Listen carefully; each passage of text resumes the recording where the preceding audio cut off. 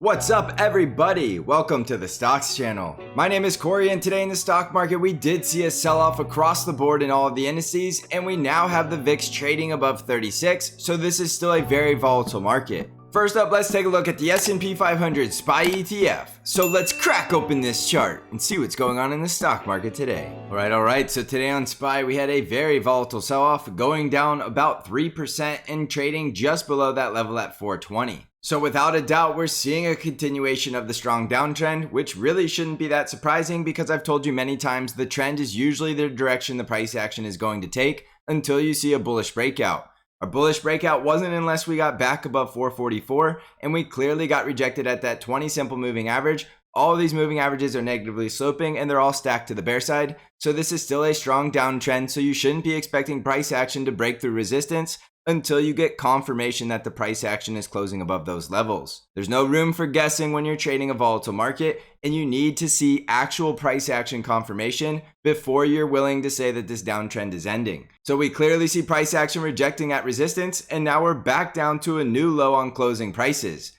Remember that intraday our low was down here at 411, but on closing prices we closed up near 428 that day. So we're back down to a new daily low, and there's no telling exactly where the stock market is going to find a bottom. All we know is that we're in a strong downtrend and the price action is also bearish, slicing down through that support level at 420. Now don't forget that volatility does work in both directions, and anytime you get near a strong support level, you need 2 daily closes below that level for confirmation. So the first day below 420 is definitely something you want to pay attention to, especially in the market with a strong downtrend. But don't forget this is still a very strong support level, and we only closed just a little bit below it, and we're now in that stop rate territory where stop losses are going to start being taken out, and that's going to put a lot more cash on the sidelines. Remember, this is a very bearish market and a lot of people are expecting more downside, and rightfully so, but when somebody is expecting downside, keep in mind that they're more than likely selling and going to cash. So it's not going to take a lot of good news to really get a strong bounce in this market, but for the time being, you need to respect the fact that the price action and the trend are bearish, and we're currently sitting just below 420. So at this point, you're looking for the next critical support levels to the downside at 411, and then that full gap close all the way down there at 400. Yes, we can go lower than 400, but we need to take the market day by day. Now, if we start to get a bounce off of this support level at 420, you're looking for strong resistance levels at 428. And don't forget, we still do have a gap to fill up here at 433.8. It's a very small gap, but it is there. And we do know that gaps will get filled, especially in the upward direction. So whether or not we go fill that gap at 433.8 or we go fill that gap down there at 400, only time will tell, but these are the very critical levels you need to pay attention to. If we close that gap and we continue to trend higher, you're looking for strong resistance at that 20 simple moving average, which is just below 438. And if you start to get a breakout above 438, then you're looking for the next very strong resistance level right around 444. If SPY can start breaking back above the 50 EMA and getting back above 450, that's going to be your bullish price action confirmation, and you're going to see the bear trend reversing, and you're going to see a much more choppy sideways market as we transition from a downtrend to potentially going back into an uptrend. Until you see that bullish breakout, you need to respect the fact that we're in a strong downtrend. And if you look at weekly and monthly charts, you can definitely see a lot of weakness in this market. Even though we're not done with the week and we're not done with the month, it's definitely something I wouldn't completely ignore. So watch those very critical levels, and remember that volatility works in both directions. So you need to watch all of these critical levels, and you need to actually watch what the price action is doing at these levels. You could very clearly see price action can slice right through levels, or you could still get a strong bounce off of support levels. So don't just assume because we're in a strong downtrend and we have a high VIX that the market has to go lower, because volatility can work in both directions, and you're more than likely still going to see plenty of traps in this market. Jumping over to the NASDAQ 100 triple Qs, you can see we were down about 3.7% today, in a very similar story as SPY, with the strong downtrend and breaking down through some very critical support levels and also closing at a new daily low. So the last time we had a daily close at support was at 329. Our intraday low was right here, right around 318. And today we closed just below 325. So below support at 329, we're getting very close to fully closing that gap and getting to the next critical support level just below at 315.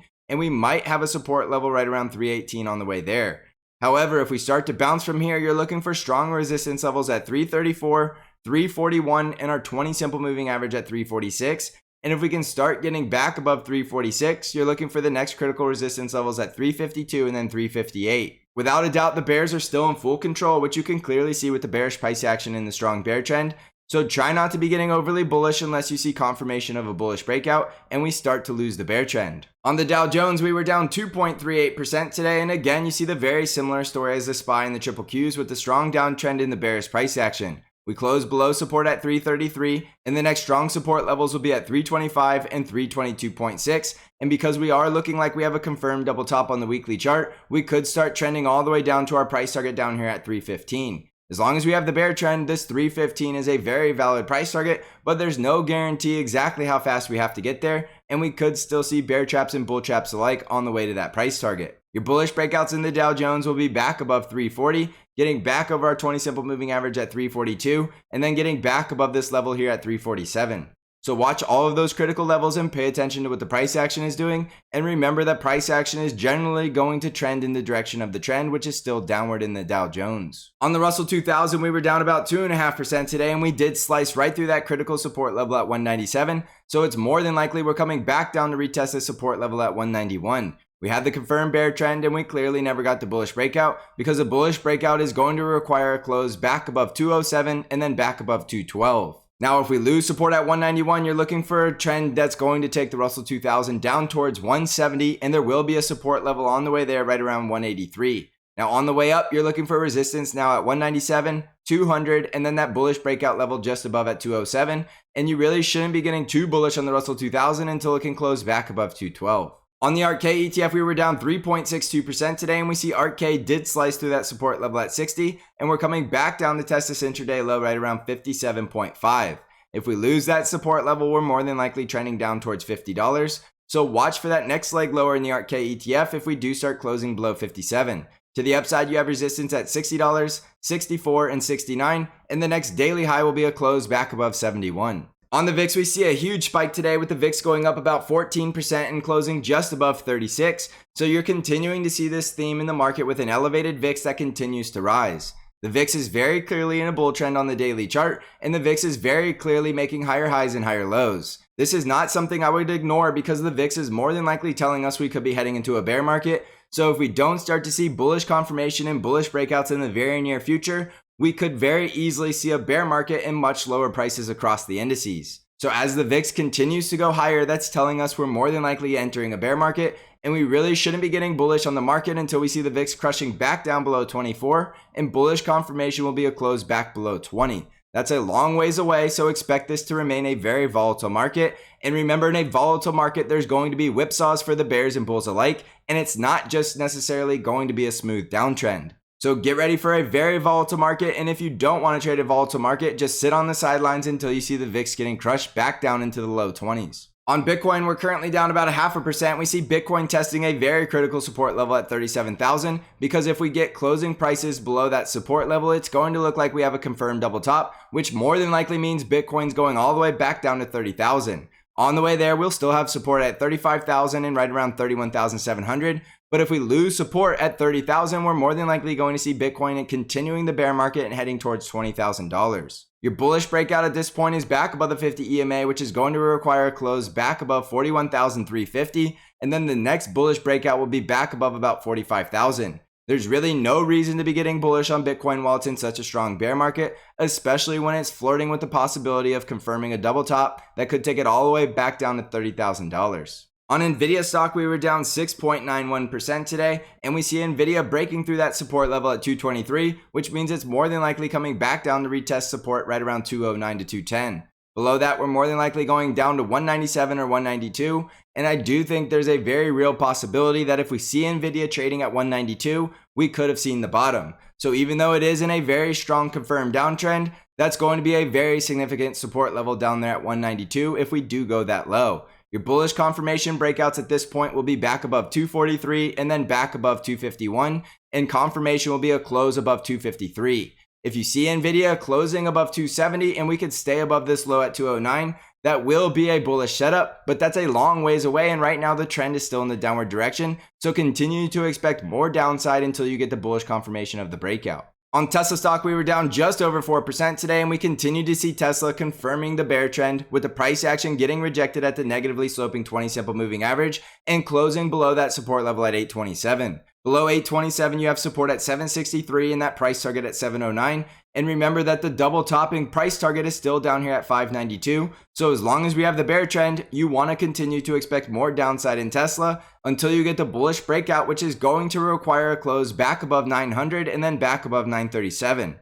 So continue to respect the downtrend in Tesla because we still do have a price target all the way down here at 592. And so far the trend is going to continue to push the price action lower. In Apple stock, we were down 2.37% today, and we did break down through two critical support levels at 162 and 161. So it's more than likely Apple stock is coming back down to these support levels at 157 or 153. And if we break below 153, look for a retest of 147.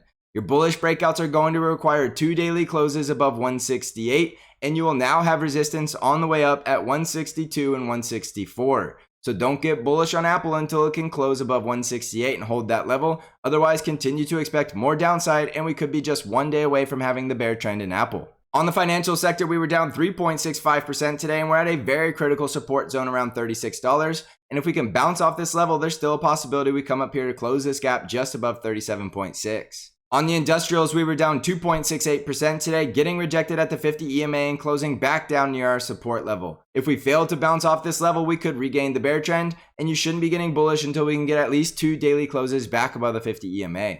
On the healthcare sector, we were down 1.74% today, and the healthcare sector is still looking relatively bullish because we did have 2 closes above the 50 EMA, and so far we're still above our support trendline breakout and sitting on top of the 20 simple moving average. If we can get another bullish close above the 50 EMA, don't forget we have a gap all the way up here right around 141. On the energy sector, we were up 1.48% today, and we continue to see the energy sector going up on very high bullish volume with a very strong bull trend and continuing to break out to new 52-week highs. You can't get bearish on the energy sector until it rolls over and starts closing below these support trend lines. And until we see that price action, I would continue to expect to see it trending higher. So jumping back over the S&P 500, you can clearly see there are strong downtrends across the indices and in most of the sectors. And you still have a VIX that's elevated, currently closing above 36. So there's a very real possibility we're going to see the stock market heading into a bear market.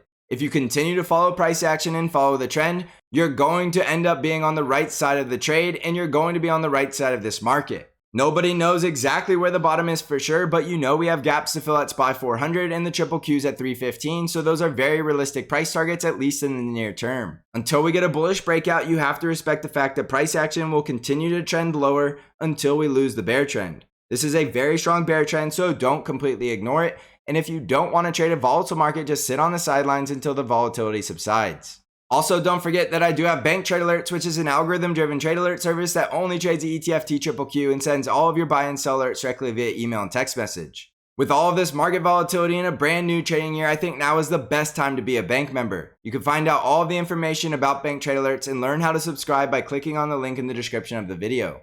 I also have the Stocks Channel Discord where I'm doing intraday updates and analysis and bringing new trade ideas to you weekly. If you're interested in joining the Stocks Channel Trading Discord community, you can find out how to join the Discord server by clicking on the link below. So thanks for watching, everybody. I hope you're crushing this market. And as always, I will see you in the next episode.